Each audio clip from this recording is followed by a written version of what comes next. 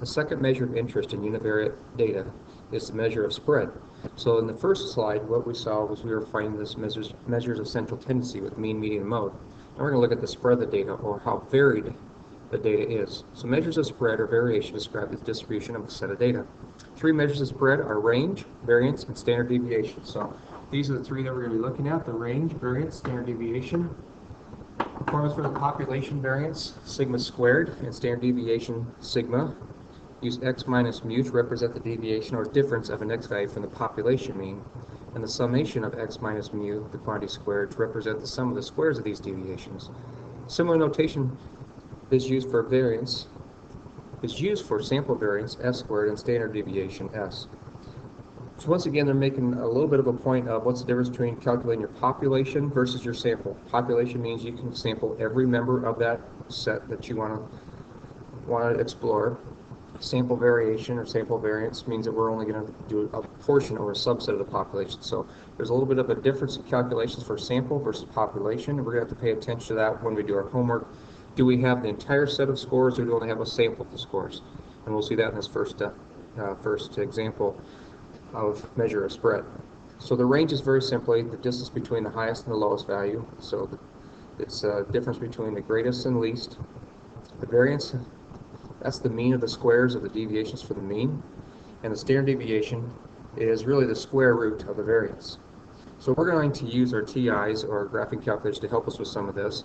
In example number 2, the quiz scores for a class of 25 students are shown. So since this is the entire class, we're going to be calculating population variance and population standard deviation. So let's make sure we're going to use that part of the table.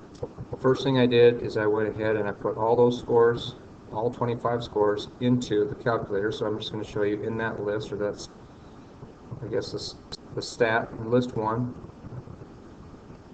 That's all the scores that were in there. To enter them in there, I went into stat, edit, and I edited list 1. So list 1 has all the scores. I went down in columns, put all 25 scores in.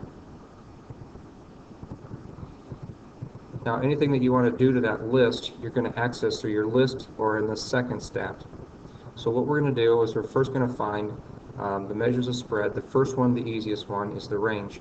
One of the things I might want to do to that list, just to make it a little bit easier, it's not a huge deal, but I'm just going to show you this feature is available. I'm going to go second quit.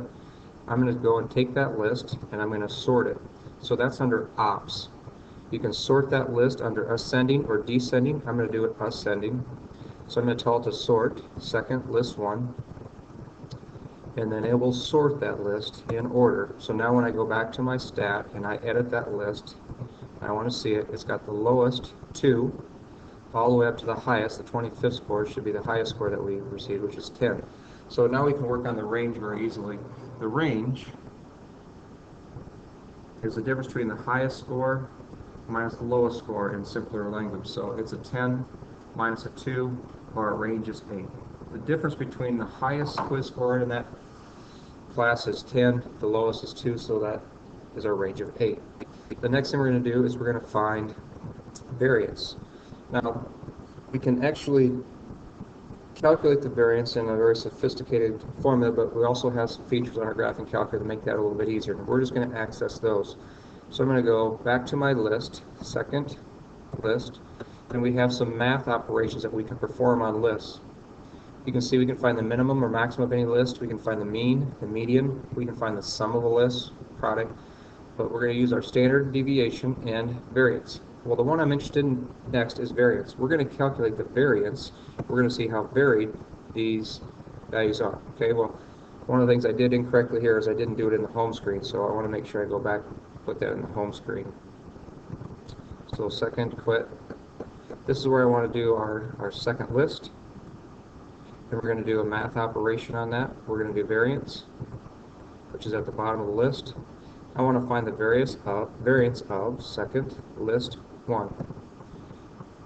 And now what my calculator is going to do is show me how far each of these scores varies or strays away from the mean or the average. So, and then it takes the sum of those squared errors, some of those squared differences, and then averages them. So on average, how far away from the center of our data do we venture? And our variance says that we are about 4.67 away from average. So whatever our average score, we're going to vary about 4.5 points either way on this set of data. The next one is standard deviation. Well, standard deviation, if you look at these formulas from the population variance to the standard deviation for the population, the only thing that's different is sigma squared for variance, so sigma is the square root of that. So to find variance, all I'm going to do is I'm going to take and I'm going to find the square root of 4.66. So I'm going to take that answer, second answer, and I'm going to raise it to the 1/2 power or 0.5 power, or you can take the square root of it. They're both the same thing. Enter, and our standard deviation is 2.16.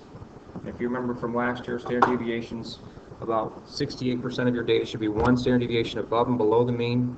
Within 2 standard deviations of the mean, we should have about 97% of the data, and then within 3 standard deviations, we should have 99. Wasn't quite certain on the 97, but we're somewhere in that ballpark. Okay, so that's how we can find the range, variance, and standard deviation of a population. In letter B, they say use the last column of the quiz scores to find the measure of spread for a sample of the class. So now what they're doing is they're changing this so that we only have a sample of the class. And the way that I put this in the calculator, when I go to my stat, edit, I can get rid of everything except the last 5, or I could just retype them. Maybe it's better to go over here and just retype them in list 2. So I want to put in a 9, 6, 2, 5, 10. Okay, so now we're going to run samples. We've got to remember to use list 2. So what's the high and low? Since it's a really small set of data, this range is still 10 minus 2, so there isn't any difference on that. Our range is 10 minus 2, or 8. Then we want to look at our variance. So we're going to run our calculation on the variance. The only thing we're going to do differently on this one is make sure we use list 2. So I'm going to go to my home screen, go second quit. I'm just going to clear it for clarity. We're going to go second list. On that list, we want to run a mathematical operation. We want to find the variance of that list. So we're going to find the variance of list 2. And we're going to see how spread out this data is by the use of measuring variance, which is 10.3. So we can record 10.3. And then the standard deviation. The standard deviation should be the square root of that, so we're going to do second. I'll just do it differently instead of raise it to the 1/2 power. Second square root of our answer. And our standard deviation then is 3.21.